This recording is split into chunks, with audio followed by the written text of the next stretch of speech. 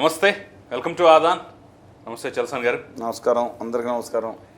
చల్సాన్ గారు, కవిత అరెస్ట్ పరిణామం తర్వాత ఇక రోజుకొక ట్విస్ట్, రోజుకొక టర్న్ అన్నట్లుగా ఆ ఢిల్లీ లిక్కర్ స్కామ్ అనేది జరిగిపోతుంది. ఆ తర్వాత కేజ్రీవాల్ అరెస్ట్ కూడా మన కళ్ళతో మనం చూసాం. సో ఎంటైర్ ఈ ఎపిసోడ్ చూస్తుంటే మీకు ఏమనిపిస్తుంది? అంటే ఆవిడని అరెస్ట్ చెయ్యక ముందు వరకు బీజేపీ, బీఆర్ఎస్ ఒకటే అనేటటువంటి ఫీలింగ్ బలంగా కాంగ్రెస్ స్ప్రెడ్ చేయగలిగింది, సక్సెస్ సాధించగలిగింది. అరెస్టు తర్వాత కూడా మమ్మల్ని ఓడించడం కోసం ఈ రెండు ఒకటి కాదని నిరూపించుకొని తద్వారా ఎన్నికల్లో లబ్ధి పొందడం కోసమే బీజేపీ ఈ యొక్క ప్రయత్నం చేసిందని చెప్పేసి ఇప్పుడు ఇంకొక వాదన కూడా తెర మీద వేసుకొచ్చారు. ఇక జైలుకి వెళ్ళినటువంటి పరిస్థితులు, పరిణామాలు ఇవ్వడం వల్లే అరవింద్ కేజ్రీవాల్ కూడా అరెస్ట్ కావాల్సి వచ్చినటువంటి పరిస్థితి వచ్చిందని చెప్పేసి ఇంకొక వాదన. మొత్తం చూస్తుంటే మీకు ఏమనిపిస్తుంది? అందరికీ నమస్కారం. ఒకటి మాత్రం చెప్తానండి, దేశం విషయం పరిస్థితులకు వెళ్ళిపోతుంది. కవిత గారి అరెస్ట్ గురించి కాదు మాట్లాడదు. మొట్టమొదట దేశం చాలా ప్రమాదకరమైన పరిస్థితికి వెళ్తుంది. ఈ దేశంలో జరుగుతున్న ఆఖరి ప్రజాస్వామ్య ఎన్నికలు, ఈ పద్ధతులు ఇదే ఆఖరి ఎన్నికలు అనుకుంటున్నాను. మనం ఏదైతే మీ మీడియా ఉందో ఆదాని కానీ ఏ మీడియాలో ఇండిపెండెంట్గా మన అభిప్రాయాలు వ్యక్తం చేసే స్వేచ్ఛ ఇంతకాలం ఉంది తప్ప మరొకసారి ఉత్తర భారతీయ జనతా పార్టీ నేతృత్వంలో గుమా వ్యాపారుల పాలన కనుక వస్తే, వాజ్పేయి గారి పాలన గురించి, నితిన్ గడ్కరీ గారి పాలన గురించి, రాజ్నాథ్ సింగ్ గారి గురించి మాట్లాడలా, గుమా వ్యాపారులు వస్తే మాత్రం ఈ మాత్రం స్వాతంత్రం ఉండదు. మీరు అడిగే ప్రశ్నలకు కూడా స్వాతంత్రం ఉండదు. ఇది అర్థం చేసుకోకుండా హిందుత్వం అనేది, ఎవరు హిందువు కాదండి, నేను వస్తాను సబ్జెక్టులోకి వస్తాను. మీరు హిందువే కదా, నేను హిందువుని. అయితే హిందువులందరూ ఒక పార్టీకి ఊడిగం చేయాలా? ఆ పార్టీని తప్పనగానే హిందువులు కాదు వీళ్ళు వేద ముద్ర వేసుకోవాలా? హిందువుతోని రాముణ్ణి ఒక పార్టీకి తాకట్టు పెట్టాలా వీళ్ళు చెప్పినట్టు? దయచేసి ప్రమాదకరమైన సంఘటనల్లో గురి చేస్తూ ప్రజలను ప్రభావానికి గురి చేస్తున్నారు. దయచేసి గమనించండి. నెంబర్ 2, మీరు అడిగిన విషయంలో ఇంతకుముందు ఒక మాజీ ముఖ్యమంత్రి, దక్షిణాదికి సంబంధించిన మాజీ ముఖ్యమంత్రి గారి అమ్మాయిని, దాంతో అంటే వారితో పాటు కేంద్రంలో మంత్రిగా పనిచేస్తున్న అండిపెట్టి రాజా గారిని, కడిమల్లి గారిని, రాజా గారిని ఇద్దరిని అరెస్ట్ చేయడమే కాకుండా జైల్లోకి పంపించారు. ఏ ప్రభుత్వంలో జరిగిందండి అది? యూపీఏ, కాంగ్రెస్ ప్రభుత్వంలో నేతృత్వంలో. యూపీఏలో భాగస్వాములు ఎవరు? డిఎంకే వాళ్ళే. ఒక ముఖ్యమంత్రి కుమార్తెని, ఆయన బతికి ఉన్నారు, కుమార్తెని కూడా జైలుకి ఆరోపణలు వచ్చిన తర్వాత పంపించిన ఘనత డెఫినెట్గా కాంగ్రెస్ పార్టీదే. ఇవాళ కాంగ్రెస్ పార్టీని మనం తిట్టుకుంటున్నాం. ఎందుకంటే కాంగ్రెస్ పార్టీ మీద మాకు కోపం ఉంది. ఇందిరాగాంధీ గారు ఎమర్జెన్సీ పెట్టారన్నప్పటి నుంచి, అప్పుడు స్కూల్ ఫైనల్లో మేము ఉండే పిల్లలం కాబట్టి అప్పుడు ఒక బాధ ఉండేది హై స్కూల్లో ఉండగా. ఇవాళ నేను చెప్తున్నాండి, ఇవాళ మోడీ గారు వచ్చిన తర్వాత ఇందిరాగాంధీ గారు గొప్పతనం కనపడుతుంది. ఇవాళ ఈ నేపథ్యంలో కవిత గారు అరెస్ట్ని సింగిల్ అవుట్ చేసి చూడొద్దండి. మీరు కవిత గారి వల్ల కేసీఆర్ గారు మన కేజ్రీవాల్ గారు ఇరుకోలా, కేజ్రీవాల్ గారి మీద పెట్టిన టార్గెట్ వల్ల వీళ్ళందరూ బయటకు వచ్చారు. నలుగురిని చేతిలో పెట్టుకున్నారు, 4 పార్టీలని. ఇవాళ తెలుసా మీకు? ఒక పార్టీలో ఉన్న మాగుంట శ్రీనివాసరెడ్డి గారు ఈ కేసులో సౌత్ లాబీలో ముఖ్యంగా ఉన్న లిక్కర్ కింగ్ ఆయనేనండి. ఆయన వాళ్ళ తెలుగుదేశం పార్టీలో వీళ్ళు పంపించినట్టున్నారు. ఆ పార్టీ కంట్రోల్ కేసు విషయంలో. విజయసాయిరెడ్డి గారి స్వయన అల్లుడు గారి తమ్ముడు, ఆయనే నెల్లూరు టికెట్ ఇచ్చారు. ఇచ్చి ఇప్పుడు కాదు నేనే వస్తా అని చెప్పి ఆయన పోటీ చేస్తున్నారు. శరత్ చంద్రారెడ్డి గారు, ఆయన 6 నెలల పాటు జైల్లో ఉండి కవిత గారి మీద మాట్లాడకుండా ఏం మాట్లాడలేదు. ఆ బెయిల్ రాలా. తర్వాత అప్రూవర్గా మారిన తర్వాత బెయిల్తో వచ్చిన తర్వాత 60 కోట్ల రూపాయలు 55, 65 సబ్జెక్టు కరెక్షన్ బీజేపీకి ఎలక్ట్రల్ బాండ్స్ వెళ్ళినాయి అంట. ఆయన బెయిలేసి వచ్చిన తర్వాత, అంటే అఫీషియల్గా బయట వెళ్ళి, మన మిగతా ఎన్ని వెళ్ళినాయో తెలియదు నాకు. మూడోది, ఈ దేశం మొత్తం మీద ఎక్కడైనా సరే గవర్నమెంట్ స్కూల్స్లో నన్ను సీటు అడగొద్దని నోటీస్ బోర్డు పెట్టిన వ్యక్తులు ఎవరున్నారు ఢిల్లీలో. ఇతర దేశాల నుంచి కూడా వచ్చి అద్భుతంగా ఢిల్లీలో విద్యా వ్యవస్థను బాగు చేసేప్పటి వరకు ఏం రష్టపట్టలేదు, కానీ ఇంకా బాగా తీసుకెళ్లారు. మనీష్ సిసోడియా గారు అరెస్ట్ అయ్యి 10 సంవత్సరాల పైనుంచి వాళ్ళు జైల్లో ఉన్నారండి. ఆయన ఎన్ని లక్షల కోట్లు, వేల కోట్లు వేసారో, అయితే విదేశాలు తరలించారో ప్రజలకు చెప్తున్న ఆశ్చర్యకంగా ఉంది. కొందరు ముఖ్యమంత్రుల మీద వేలాది కోట్ల రూపాయల ఆరోపణలు ఉన్నా సరే, ఒక్కొక్కరి మీద, వాళ్ళ బంధువుల మీద, ఎంపీల మీద కేసులున్నా, దేశంలో అనేక మంది మీద ఉన్నా మాట్లాడలేదు. అట్లాంటిది ఇవాళ ఆ కేజ్రీవాల్ గారిని, సిసోడియా గారిని లోపలేశారు. కేజ్రీవాల్ గారిని కూడా ఈ కేసులో ఒక ముఖ్యమంత్రిగా అరెస్ట్ చేసి లోపలేశారు. హేమంత్ సోరెన్ గారిని, ముఖ్యమంత్రిగా ఉన్న జార్ఖండ్ షెడ్యూల్ ట్రైబ్స్ బిడ్డ, అసలైన గిరిజన తెగలకు సంబంధించిన వ్యక్తి, ఆయన్ని అరెస్ట్ చేశారు. దేని మీద 6.5 ఎకరాలు దండ, అందులో 4.5 ఎకరాలు దాదాపుగా తెలుగు ఆయన రాంచీలో స్వతంత్రం వచ్చిన తర్వాత సైన్యానికి రాశాడు, తెలుగు బిడ్డ రాశాడు. అంటే దాని రిలవెన్స్ కాదు, తెలుగువాడు ఉన్నాడని చెప్తున్నాడు. తెలుగువాడు కూడా త్యాగం చేసి ఉన్నాడని చెప్పడానికి రిఫరెన్స్ చేసినప్పుడే కేసు సంబంధం లేదండి. ఆయన లోపలేశారు. నవనాడులు కుంగేలా ప్రయత్నిస్తాను. ఈ టైంలో ఇవాళ కవిత గారు ఇన్వాల్వ్మెంట్ లేదని చెప్పడానికి ఇప్పుడు మీరు కూడా అర్నబ్ గోస్వామి గారికి మద్దతుదారు కాదు, నేను కాదు. ఆయనే రేపొద్దున విచారణ, ఆయనే ఆరోపణలు చేస్తాడు, ఆయనే విచారణ నిర్వహిస్తారు, ఆయనే విచారణ అధికారి, ఆయనే జడ్జి అయిన తర్వాత ఉరిశిక్ష చేయాలా, మనశిక్ష చేయాలా, ఏ ఉరితాడు చేయాలో కూడా ఆయనే చెప్తాడు. దాన్ని దగ్గర కూర్చొని అమలు చేసేస్తాడని పేరుందండి అలా ఆయనకి. అదృష్టవశాత్తు మీరు ఇంకా మారలేదు. మీరంటే జర్నలిస్ట్ ఇక్కడ ఆంధ్రప్రదేశ్లో చాలామంది 99% ఉన్నతంగానే ఉన్నారు. ఇవాళ ఆ పరిస్థితుల్లో కవిత గారు ఇన్వాల్వ్ అయ్యారు. ఆవిడ నేరం చేసిందా చేయలేదా అని చెప్పడానికి, నేను చేయలేదని నేను చెప్పడానికి సర్టిఫికేట్ ఇవ్వడానికి ఎవరండి, మీరెవరు? న్యాయస్థానం చేలుస్తాయి. నిందితురాలుగానే ఉన్నారు. ఈ నేపథ్యంలో అరెస్ట్, ఎన్నికల ముందు కనుక అరెస్ట్ చేయడం అనేది డెఫినెట్గా మీరు అన్నది కరెక్ట్. ఎందుకంటే అప్పుడు ఆ రోజు వీళ్ళ కాంగ్రెస్ రాకూడదు. ఇప్పుడు అరెస్ట్ చేస్తే సింపతి పెరుగుతుందా, ఏం ఇచ్చిన గొడవ మనకని చెప్పి వీళ్ళు వాడుకుని కాంగ్రెస్ని దెబ్బ కొడతానికి డెఫినెట్గా ఆ రోజు అలాయ్ బలై అనేక సీట్లు. ఇవాళ ఏం చేశారు, ఎలక్షన్ అయిపోయింది, కాంగ్రెస్ రావద్దని వచ్చేసింది, వచ్చి పీఠం వేసుకుని కూర్చున్నారు. చిచ్చర్పీడ్ లాగా అధికార పార్టీగా మెజారిటీ వాళ్ళు ఉన్నారు. అందుకని ఇప్పుడు ఏం చేయాలి, ఈ పార్టీని ఫినిష్ చేసేయాలి. బీఆర్ఎస్ ఈ అహం పెరిగిన కేసీఆర్ గారు టీఆర్ఎస్ని బీఆర్ఎస్ చేసి మహారాష్ట్రకి వెళ్ళారు. మనాడు ఇంకో రాష్ట్రంలో పార్టీ పెట్టి నడుస్తా, ఏం బిడ్డ ఆ తెలుగుదేశం నడుస్తా, బుద్ధి ఉందా బుర్రలేదా అని తెగ తిట్టినాను. ఈయన మహారాష్ట్రకి వెళ్ళి, మనం పెడితే మహారాష్ట్రకి వెళ్తే నడుస్తాను, ఈయన మాట్లాడి ఆయన 4కి మడతేసి తిరగేసి అక్కడికి వెళ్ళారు. ఇవాళ ఏది కావాలంటే అది మార్చుకోగలుగుతారు. అహం పెరిగిపోయిన నేపథ్యంలో ఆయన ఇది వినలేదు. ఎన్టీ రామారావు గారు కూడా వెంటనే భారతదేశానికి కింద మార్చండి తెలుగుదేశాన్ని అని చెప్పి దాన్ని ఒక ప్రతిపదికి పెట్టుకుని భారతదేశానికి వెళ్ళడానికి ఉద్యుక్తులైన తర్వాత మధుసూదన్ రావు గారితో సహా అనేక మంది ఇది మంచిది కాదు, మనం ఫెయిల్ అవుతాం, మన శక్తి లేదు, ఆయన హిందీ కూడా రాదు, ఏదో మాస్టర్ని పెట్టుకుని హిందీ కూడా రాదు ఆయనకి, అందువల్ల ఇది సరైనది కాదంటే ఆయన అడుగు వెనక్కి తీసుకున్నారు. కానీ కేసీఆర్ గారికి అమితమైన సంపద కానీ అహం కానీ, అప్పుడు వీళ్ళు కూడా తెలంగాణ బాపూజీ అని పిలవడం కానీ ఇవన్నీ కూడా అక్కడికి వెళ్ళారు. తెలంగాణ అస్తిత్వం కోసం ఉండాల్సిన పార్టీలో ఖచ్చితంగా ఇవాళ తెలంగాణ రాష్ట్ర సమితి ఉండాలండి. మమ్మల్ని తిట్టిన దాని మీద హృదయం గాయపడి ఉంది మాకు.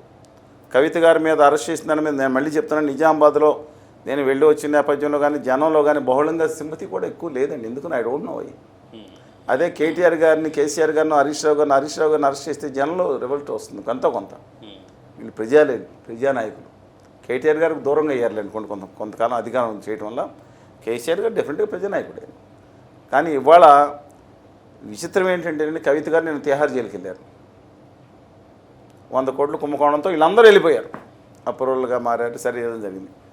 నిన్న నీతి నిజాయితీ నిబద్ధతలకు మారుపేరుగా ఉండి ఈ ప్రపంచానికి ఒక ఆదర్శంగా మూర్తిగా ఉండి అసలు రాజకీయాలు అనేది రూపాయి లేకుండా ఎలా చేయాలో నేర్పించి అత్యంత సాధారణ జీవితం గడుపుతూ, అంటే బంగారం పొడకూడ, అసలు అంటే బంగారం అంటే పడని పొడకూడ గట్టిని ఒక సామాన్యమైన మనిషి, మనుషుల్లో మనిషి, మట్టిలో మాణిక్యం లాంటి మనిషిని నిన్న బీజేపీలోకి అదే సమయంలో ఈవిడ జైలుకి పంపించి ఆయన పిలిచి కండువా కప్పించి ఆహ్వానించారంట కదా. ఎవరిని? ఇప్పుడు నేను చెప్పిన సుగుణ సంపన్నుడు అని సంపన్నుడు. వాళ్ళు అనుకుంటా ఉన్నారు. శ్రీమాన్ గాలి జనార్దన్ రెడ్డి గారు ఓకే, సుగుణాల సంపన్నుడు, వాళ్ళకి బంగారం సింహాసనం, రత్నకచ్చి సింహాసనమే కూర్చోడానికి ఆరోపణలు చేశారు. కానీ బంగారం అంటే గిట్టని మనిషి, బంగారం గిట్టే వాళ్ళ మంచి వాళ్ళని చెడ్డాలని అనట్లేదు, కానీ చెప్తున్నానండి నేను.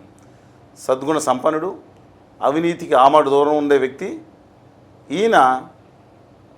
అదే రోజు కవిత గారిని పంపించడం ఈయన ఇది ఏమంటారు, కక్షాదింపంటారా ఇంకేంటంటారండి?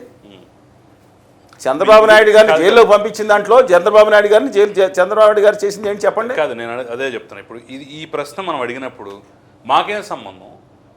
ఈడీ వాళ్ళు చేశారు, సిబిఐ వాళ్ళు చేశారు, వాళ్ళు మా చేతుల్లో ఉంటారా? ఎలక్షన్ ముందు కవితను కనుక అరెస్ట్ చేసినట్లయితే మాకు ఎంతో మైలేజ్ వచ్చేది, మాకెంతో ఇది వచ్చేది. అలాంటిది మేము చేతుల్లో పెట్టుకుని చేసేవాళ్ళం, వాళ్ళకి మైలేజ్ వచ్చేది. ముఖ్యమైన ఎలక్షన్స్ వాళ్ళు కూడా చెప్తారు, మీరు అన్నది కరెక్టే. మా మీద మచ్చపోయేది. మీరు సంబంధం లేదంటున్నారు కదా.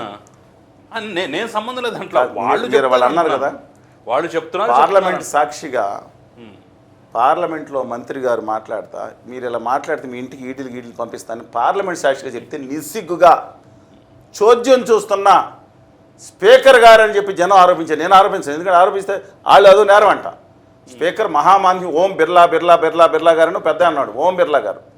వారిని మనం గౌరవించాలి. ఆయన ఎంత అడ్డంగా దుర్మార్గంగా ప్రవర్తించినా సరే మిగతా విషయం మనం గౌరవించాలి.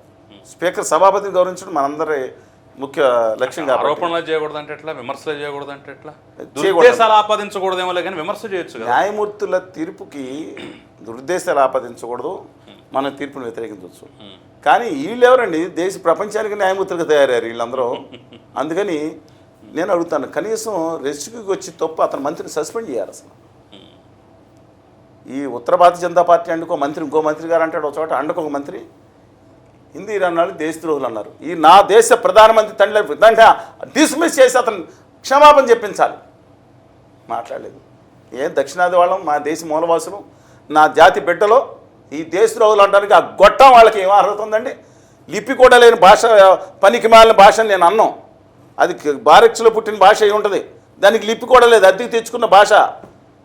అది ఒక భాష అంట. ఆఫ్ఘనీ ఏది పర్షియన్ అన్నీ కలిపి వచ్చిన భాష పదాలతో. ఇందుకు చెప్తున్నానండి, వాళ్ళు నా వాళ్ళకి లిపే లేని భాష వేల సంవత్సరాల నుంచి నా తెలుగు భాషను, నా తమిళ భాషను, నా ద్రవిడ భాషల్ని వీళ్ళు మా దేశద్రోహులు అంటానికి అంత గుండె ధైర్యం అండి వీళ్ళకి.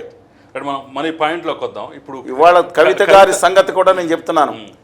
ఇవాళ ఆవిడ పొరపాటు చేస్తే కానీ కక్ష సాధింపు వైఖరితో చేస్తున్న దాన్ని నిర్ద్వందంగా ఖండిద్దాం.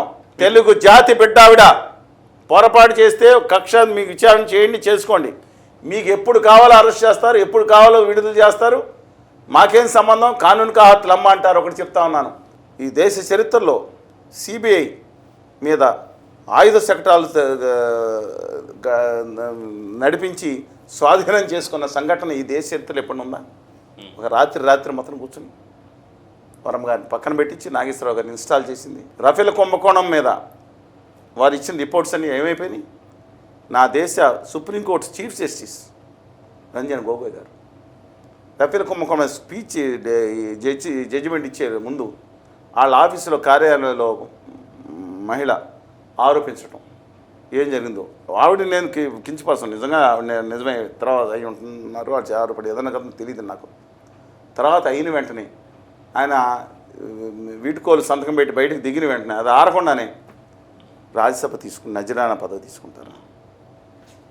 ఇవాళ బెంగాల్ మీద తృణమూల్ కాంగ్రెస్ ప్రభుత్వం మీద భీకరంగా జడ్జిమెంట్ ఇచ్చారు. దురుద్దేశాల మీద అత్యంత భయంకరంగా కక్షాధిపతి ఇచ్చారని అనేక మంది ఆరోపణ చేశారు. నేను చేయను. నానా ఇబ్బందులు పెట్టారు ఆ రోజు గవర్నమెంట్ని పని కానివ్వకుండానే అనేక ఆరోపణలు వచ్చింది. నేను చేయనండి. ఆయన ఆ పదవి నుంచి దిగగానే అడుగు దిగి అన్నాక పార్టీ ఆఫీస్లో అడుగుపెట్టి మళ్ళీ ఇప్పుడు ఎంపీ లోక్సభ టికెట్ తెచ్చుకున్నారు. ఏం సూచిస్తుందండి ఇవాళ? అది అన్నీ చూసిన తర్వాత కూడా కవిత గారిది కక్షాదింపు కాదంటే నమ్ముతారా? ఆవిడ జైలుకి పంపించడం, సద్గుణ సంపన్న అదే మోస్ట్ సింపుల్ పర్సనాలిటీని లోపల తీసుకొచ్చి పెట్టుకున్నారు. ఏం మెసేజ్ పంపిస్తుందండి ఇది? ఇవాళ డెఫినెట్గా ఇవాళ కవిత గారు ఎక్కువ సింపతి లేని మాట వాస్తవం. తెలంగాణలో సమాజం ఎక్కువగా స్పందించలేదు, అంటే అందరూ బయటకు స్పందించాలి కదా. కానీ వాళ్ళకి తప్పనిసరిగా వాళ్ళు ఆలోచిస్తారు. ఇవాళ చంద్రబాబు నాయుడు గారు మీద జరిగింది ఉత్తర భారతీయ జనతా పార్టీ అండకో మద్దతు లేకుండా జరిగింది, లేదా కేంద్ర ప్రభుత్వాన్ని తెలియకుండా జరిగిందంటే స్పెషల్ బ్రెజిల్ క్యాలిఫ్లవర్లో క్యాబేజీ పూలు పెట్టుకోవడానికి అమాయకులు ఎవరు సిద్ధంగా ఉన్నారు, కానీ ఈ దేశంలో ఎవరు సిద్ధంగా లేరు. అంటే వాళ్ళని నానా బెదిరింపు చేసి తీసుకొచ్చి వాళ్ళ కాళ్ళు పట్టుకుందట్టి వాళ్ళ సోదర పక్షం చేశారంటే చంద్రబాబు నాయుడు గారు తొందరగా నేనని దానికి కూడా నేను సర్టిఫికేట్ ఇవ్వడానికి నేనెవరు మీరెవరు విచారణ చేయాల్సింది నిజంగా ఉంది. కానీ ఆయన చేసింది ఏంటంటే దాంట్లో ఫైల్లో తొందరగా చేయండి కార్యక్రమాలు స్కిల్ డెవలప్మెంట్ అన్నారు. అంతే కదా ఆయన అందరూ ఎమ రైట్? ఈ విధంగా చేస్తే 25 మంది ముఖ్యమంత్రులు లోపల ఉండాలి. ఐఎమ్ నాట్ సపోర్టింగ్ హిమ్ అండి, బట్ ఆయన ఎగ్నెస్ట్ ఉండాల్సిన మన కదా. ఏం జరుగుతుందో చెప్తున్నాను. ఓ పక్కన ఆయన్ని ఇవాళ శశికళ గారిని ఎందుకు 3 సార్లు కొట్టిందో, ఏదో రోజు శశికళ గారు బతికుండగానే ఆవిడ జీవిత చరిత్ర రాస్తే ఎవరో ఎందుకు జయలలిత గారు చనిపోయారో, ఏ కారణాన్ని ఈవిడ ముఖ్యమంత్రి అయ్యేది ఆగిపోయి కోర్టులోంచి కేసులు ఎలా వచ్చినాయో, ఆ అగ్రహారం పోలీస్ స్టేషన్ రైల్వే ఏంటది జైలు నుంచి వీడియో విజువల్స్ ఎందుకు రిలీజ్ చేశారో, వెళ్ళిపోమని చెప్పి రిలీజ్ చేశారో ఏంటో ఇవన్నీ తర్వాత తెలుస్తుందండి.